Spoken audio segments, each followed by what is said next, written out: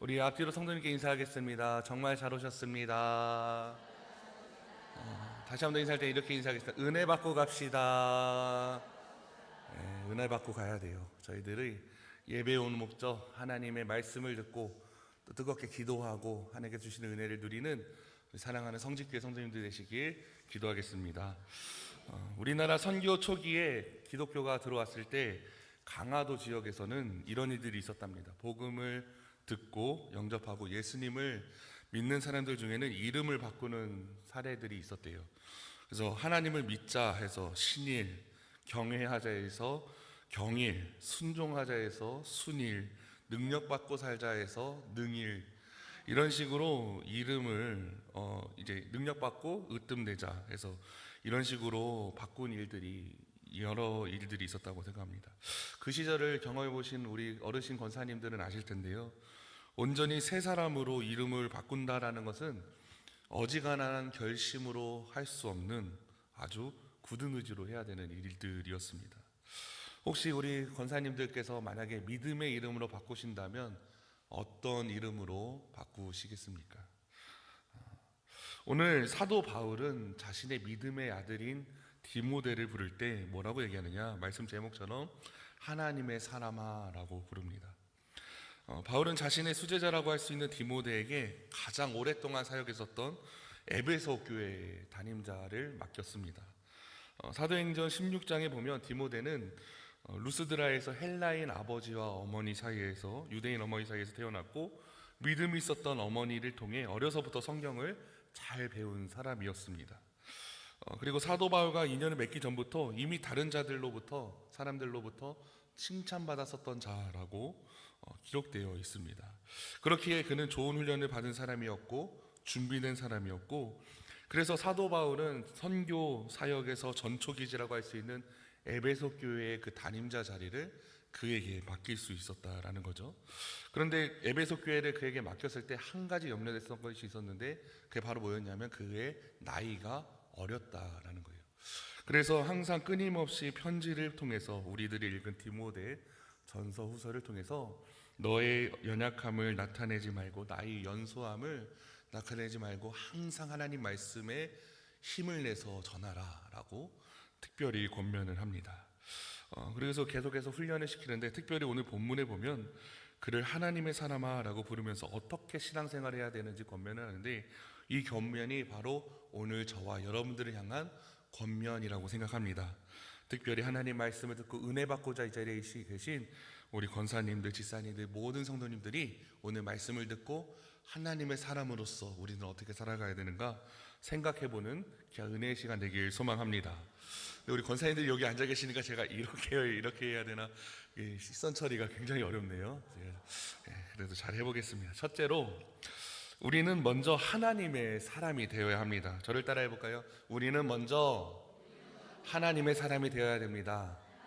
우리 옆에 있는 권사님께 얘기할게요. 사람 좀 되세요. 시작.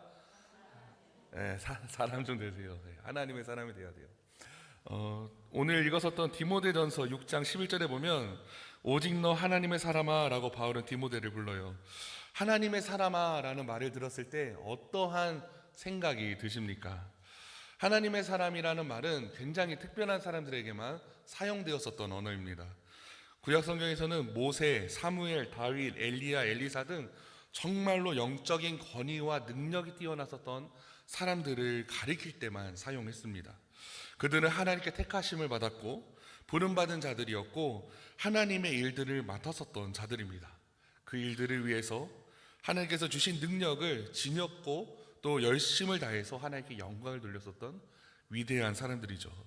그런데 신약 성경에서는 유일하게 하나님의 사람아 이 단어가 나오는 그 구절이 어디냐면 바로 바울이 디모데를 부를 때 유일하게 하나님의 사람아 라고 사용합니다.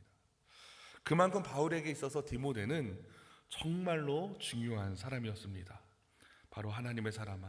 저는 이 호칭이 저와 여러분들의 호칭이 되길 소망합니다. 우리는 하나님의 부르심을 받은 자들입니다. 그렇기에 우리는 하나님의 사람이 되어야 합니다. 여러분 믿으십니까? 무엇보다도 하나님의 사람이 먼저 되시기 바랍니다. 하나님의 사람이란 말은 두 가지 의미를 가집니다. 첫 번째는 소유를 나타내는 말입니다. 이 소유를 나타내는 말이라는 뜻은 하나님 입장에서 우리들을 바라보실 때 하나님의 사람이라면 하나님의 것이라는 뜻입니다. 우리에게 부족함이 있을지라도 이미 예수님의 십자가의 구원을 통해 하나님의 사람으로 부름받은 귀한 존재라는 거예요. 우리들은 제가 수요 저녁에 예수제자 훈련 아카데미에서 하나님의 형상에 대해서 이제 제 수요 강좌를 시작했는데, 그곳에서 하나님의 형상을 닮은 사람, 그 사람은 존귀한 자라는 의미가 담겨져 있습니다.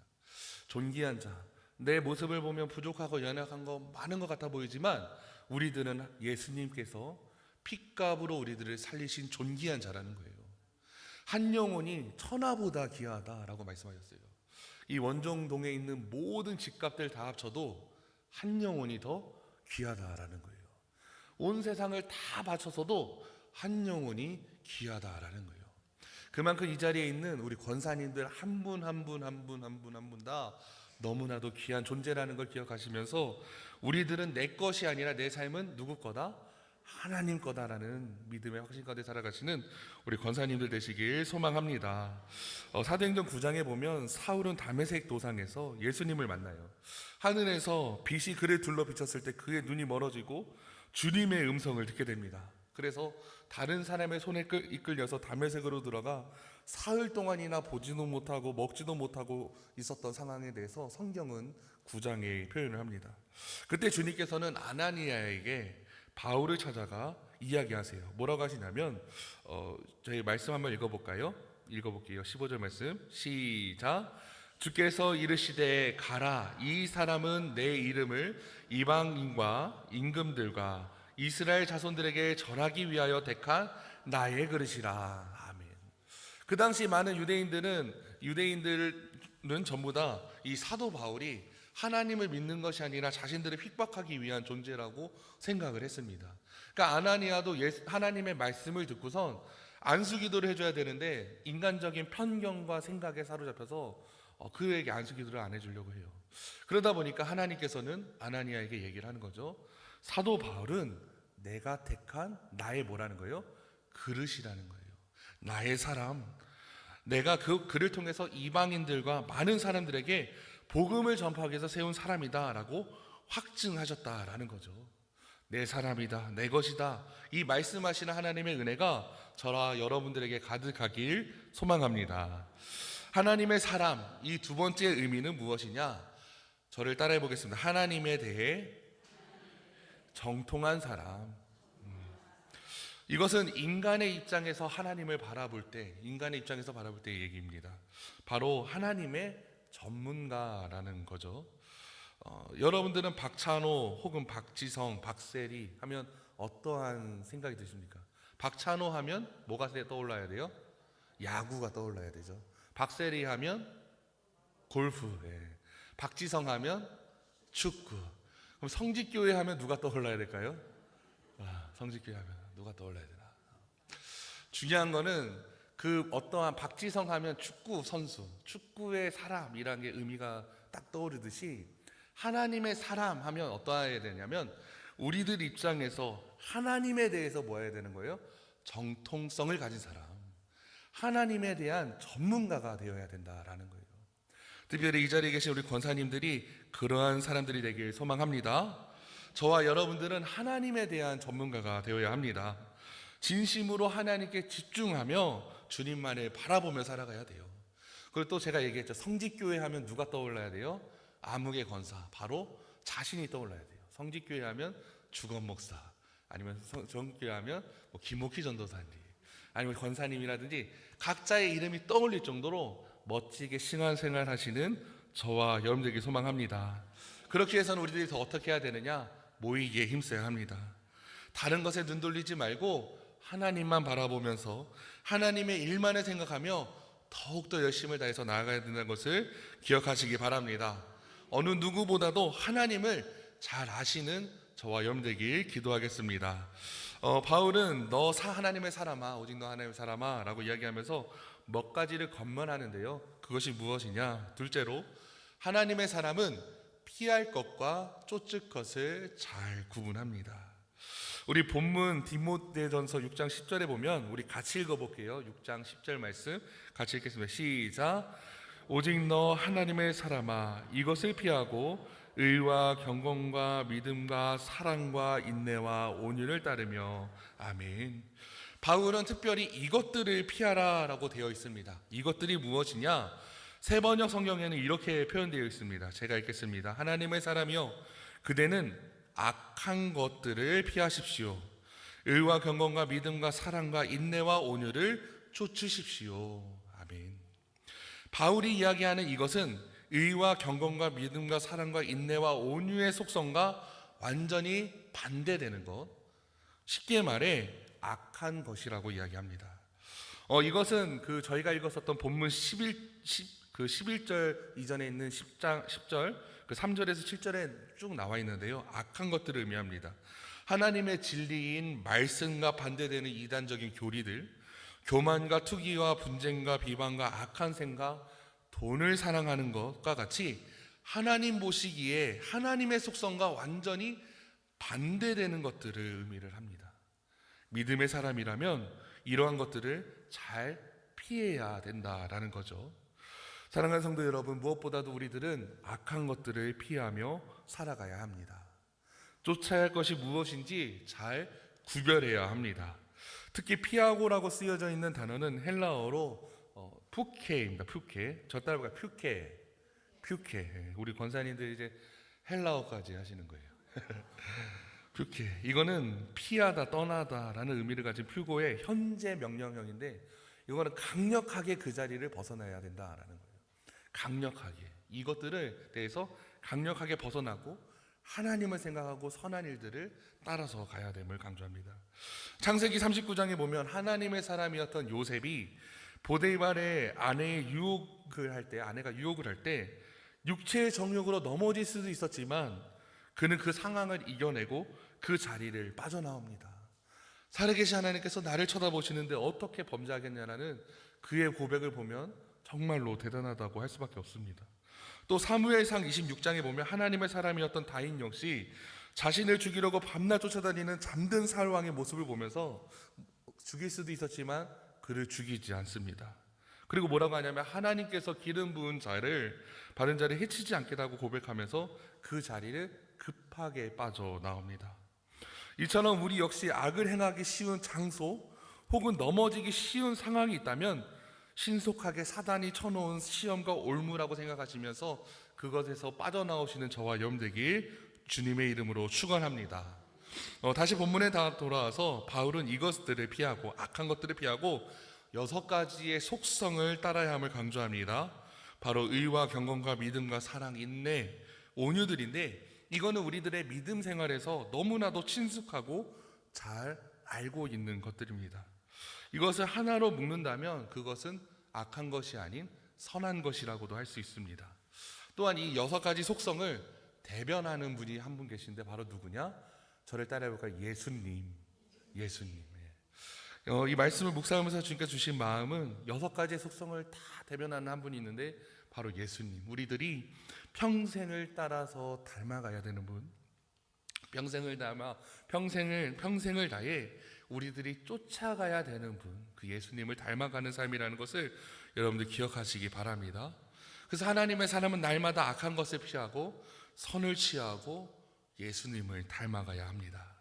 특별히 우리 사랑하는 권사님들이 무엇보다도 하나님을 붙들며 나아가길, 하나님만을 바라보며 나아가시길 주님의 이름에서 축원합니다. 우리들은 무엇보다도 경건하는 삶, 말씀을 가까이 하는 삶을 살아가야 됩니다.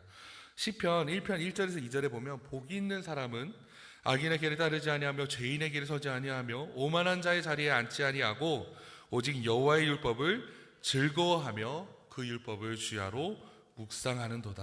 아멘. 복이 있는 사람, 즉 하나님의 사람은, 의인은 악한 길을 따르지 않고 죄인의 길에 서지도 않고 오만한 자들과 함께하지도 않고 오직 적극적으로 선한 것, 하나님의 말씀을 쫓습니다. 특별히 악한 것들을 피하고 날마다 하나님 말씀에 가까이 하시길 주님의 이름 안에서 축원합니다. 그게 바로 우리들이 살아가야 될, 우리들이 추구해야 될 삶입니다. 근데 왜 우리들이 그렇게 살아가야 하는가? 세 번째로, 하나님의 사람은, 저를 따라 해볼까요? 믿음의 선한 싸움을 해야 합니다. 시작. 하나님의 사람은 믿음의 선한 싸움을 해야 합니다. 아멘. 본문 12절 말씀에 이렇게 얘기합니다. 저와 같이 읽겠습니다. 시작. 믿음의 선한 싸움을 싸우라. 영생을 취하라. 이를 위하여 내가 부르심을 받았고 많은 증인 앞에서 선한 증언을 하였도다. 아멘. 바울은 하나님의 사람을 향해서 싸움을 싸우라고 이야기합니다. 특히 믿음의 선한 싸움을 싸우라고 강조하는데, 여기서 싸우라라고 번역된 아고니주는 본래 싸우다, 힘쓰다라는 뜻을 지닌 아고니조마이의 현재 시제형, 현재 명령형입니다. 그 PPT 있지 않을까요? 네. 없어요? 제가 준비를 깜빡했나 보네. 그 현재 명령형인데요. 그 싸움은 결탄코 중단할 수 없고 계속되어지는 과정임을 이야기합니다. 바울의 인생을 우리들이 잠시 살펴보면 그의 삶은 싸움의 연속이었습니다. 다메섹에서 주님을 만난 뒤부터 그는 평생 싸우며 살았습니다. 날마다 싸우고 싸우다가 마지막에는 뭐라고 얘기하냐면, 디모데후서 4장 7절에 보면 이렇게 고백합니다. 나는 선한 싸움을 싸우고 나의 달려갈 길을 마치고 믿음을 지켰으니. 아멘. 또 에베소서 6장 12절에는 이렇게 고백합니다. 우리의 씨름은 혈과 육을 상대하는 것이 아니요 통치자들과 권세들과 이 어둠의 세상의 주관한 자들과 하늘에 있는 악한 영들을 상대함이라. 그러므로 하나님의 전신갑주를 취하라. 이는 악한 날에 너희가 능히 대적하고 모든 일을 행한 후에 서기 위함이라. 아멘.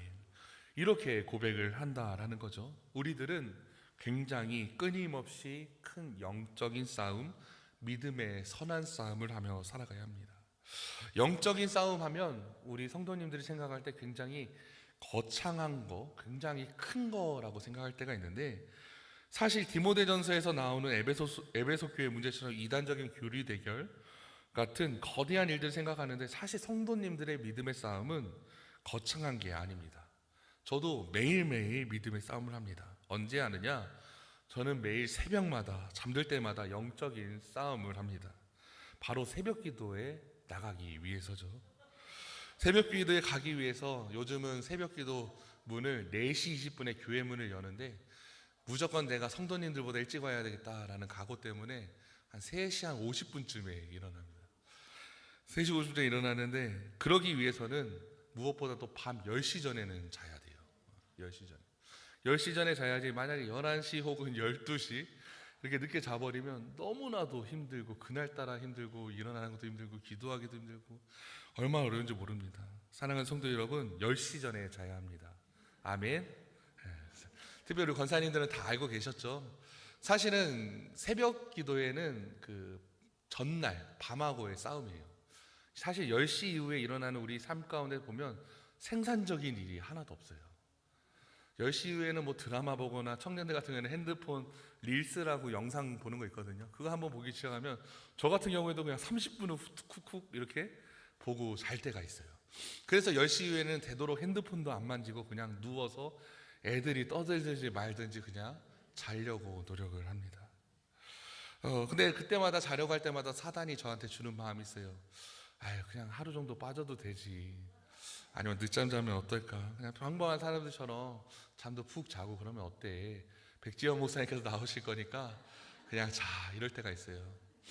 그런데 그때마다 재밌는 것도 해보고 싶고 편하게도 하고 싶지만, 그때마다 다짐하는 것은 유혹할 때가 있지만 그거를 밀어내고 새벽에 나오면 항상 마음이 어떠냐? 항상 옳습니다. 항상 주님께서 힘을 주십니다. 특별히 내일은 새벽 기도 다 나오시기 바랍니다. 아멘. 우리 권사님들 아멘 소리가 작은 것 같아요. 다시 물어볼게요. 내일 새벽 기도 다 나오시기 바랍니다. 아멘. 네, 열심히 나오셔서 우리 교회를 위해서 기도하시고 더욱더 열심히 하시기 바랍니다. 왜냐하면 후회한 적이 없어요. 나오면 말씀으로 유로를 해주시든지, 아니면 기도를 통해서 기도를 하면서 하나님께 다가가든지, 뭔가 주시는 것 같고 뭔가 하루의 시작이 잘 시작되는 느낌이 들기 때문입니다. 그렇기 때문에 더욱더 열심히 나오는 저와 여러분들에게 소망합니다. 모든 스포츠에는 기본은 조절에 있습니다. 체중 조절, 특히 호흡 조절이 굉장히 중요해요. 요 운동의 꽃이라고 할 수 있는 마라톤을 보면 알 수 있는데요. 장거리나 단거리나 마라톤 선수들에게 가장 필요한 것은 호흡 조절이라고 합니다. 무조건 힘만 믿고 달려가는 게 아니라 아무리 체력이 강하고 훈련한다라고 해서도 다 되는 것이 아니라 호흡 조절이 가장 중요해요. 실패하면 완주하지 못하고 호흡 조절을 잘 못하면 실패해서 결국 좋은 기록을 낼 수 없는 게 우리들의 인생입니다. 이 점처럼 마라톤뿐만 아니라 수영, 양궁, 역도, 사격, 골프 등 모든 운동에는 호흡 조절이 필요합니다. 믿음의 선한 싸움도 마찬가지예요. 특히 자기와의 싸움에서 가장 필요한 것이 바로 조절입니다. 자기를 조절하지 못하면 패하고 말아요. 자기를 잘 조절하는 사람, 자기를 잘 관리하는 사람은 모든 싸움에서 승리하게 됩니다. 우리가 패하는 이유는 오직 조절에서 실패했기 때문이에요. 성경 인물 중에서도 자기 조절에 실패했을 때 여지없이 무너지고 맙니다. 그렇게 열심히 하나님을 찬양했었던 다윗도 베드로도 마찬가지였습니다. 모두가 그들이 실패했었던 현장을 보면 자기를 조절하지 못했기 때문이에요. 그래서 특별히 우리 사랑하는 성도님들도 자신의 시간과 마음과 모든 것들을 잘 조절하셔서 내일 새벽 기도에 나오시고 그러한 은혜가 항상 풍성하게 저와 여러분들께 넘치길 기도하겠습니다. 그리고 마지막 바울의 권면, 네 번째 권면, 마지막 권면이 이겁니다. 저를 따라해보게. 하나님의 사람은 영생을 취해야 합니다. 네, 영생을 취해야 돼요. 바울은 믿음의 선한 싸움을 싸우고 영생을 취하라 라고 나옵니다. 여기서 나오는 영생은 요한복음 17장 3절에 나옵니다. 한번 띄워주시고요. 같이 읽도록 하겠습니다. 시작. 영생은 곧 유일하신 참 하나님과 그가 보내신 자 예수 그리스도를 아는 것이니이다. 아멘. 하나님은 알고 예수 그리스도를 뭐하는 것? 아는 것이라는 거죠. 아는 것. 이것을 취하라라고 바울은 권면합니다. 여기서 취하라라고 번역된 단어 에필람 바노마이는 명령형 단어예요. 본래는 폭력적으로 붙잡다, 자기 소유로 만들기 위해서 꼭 붙잡다라는 의미를 가졌었던 에필라브의 그 명령형인데요. 이것은 이미 영생을 확보한 상태이지만 그것을 놓치지 않고 끊임없이 붙들며 살아가야 되는 성도들의 자세를 의미를 합니다. 존 스토트 목사님은 영생을 얻은 사람은 많지만 그것을 진정으로 누리면서 살아가는 사람은 부족하다, 적다라고 이야기를 하십니다. 그러면서 자신의 책에서 한 가지 예화를 하는데요. 그 예화를 제가 소개해드리도록 하겠습니다. 세계 1차 세계대전 당시 프랑스에 루이 델크루라는 사람이 있었습니다. 그는 군인이었는데 그는 휴가를 나온 다음에 복귀 시간이 되었는데 돌아가는 게 너무나도 싫어서 불명예 제대에 당할 것이 시간이 넘겨지게 되었습니다. 휴가 복귀 후에 시간이 넘겨지게 되어서 불명예 제대를 당할 것이 너무 두려워서 탈영하기로 결정을 합니다. 그래서 그는 어머니를 설득해서 자신을 다락방 문에 가두고 문을 걸라고 했어요. 그리고 어머니는 거기서 아들을 21년 동안이나 숨겨서 키웠다고 합니다. 그러다가 1937년 8월에 그의 어머니가 죽게 되었어요. 그는 더 이상 숨어 있을 수가 없었습니다. 그래서 그는 창백하고 초췌한 몰골로 비틀거리면서 가장 가까운 헌병대에 가서 자수했습니다. 그때 헌병이 도무지 믿기지 않는다는 투로 그를 자세히 보며 물었습니다. 도대체 어디에 있었길래 듣지 못했습니까? 루이 데클루이는 듣지 못했다니요? 무슨 말씀이죠? 이렇게 되물었습니다. 이미 여러 해 전에 탈영병들을 위한 사면법이 통과되었습니다. 루이 데클루에게는 이미 자유가 있었지만 그것을 누리지 못했다라는 거죠. 왜냐하면 자기한테 자유가 있다라는 것을 알지 못했기 때문입니다. 오늘날 많은 그리스도인들, 하나님을 믿는 백성들 전부 다 마찬가지입니다. 우리는 이미 예수 그리스도를 통하여서 해방되었습니다. 우리는 그러나 근데 많은 그리스도인들이 자유를 누리지 못할 때가 있어요. 왜냐하면 자기 자신에게 자유가 있다는 사실을 모르고 살아가기 때문입니다. 무엇보다도 사랑하는 성도 여러분, 하나님께서는 우리에게 모두 허락하신 영생의 축복을 붙잡고 누리며 살아가시는 저와 여러분들에게 소망합니다. 참 하나님과 그의 아들 예수 그리스도를 아는 지식이 자라남을 통하여서 영생의 풍성함을 체험하시는 우리 성직교회 성도님들 되시길 기도하겠습니다. 아멘. 우리 이 시간 기도하도록 하겠습니다. 기도하실 때 말씀을 놓고 기도하겠습니다. 하나님, 오늘 말씀을 통하여서 우리들이 하나님의 사람이 되길 소망합니다. 하나님의 사람은 내 삶이 내 것이 아니라 하나님의 것이며 하나님에 대한 전문가입니다. 특별히 사랑하는 믿음의 성도들이 전부 다 하나님의 사람으로서 믿음의 선한 싸움을 싸우며 영생을 취하며 살아가는 우리들 되게 하여 주시옵소서. 우리 함께 주여 삼창하시고 뜨겁게 기도하겠습니다.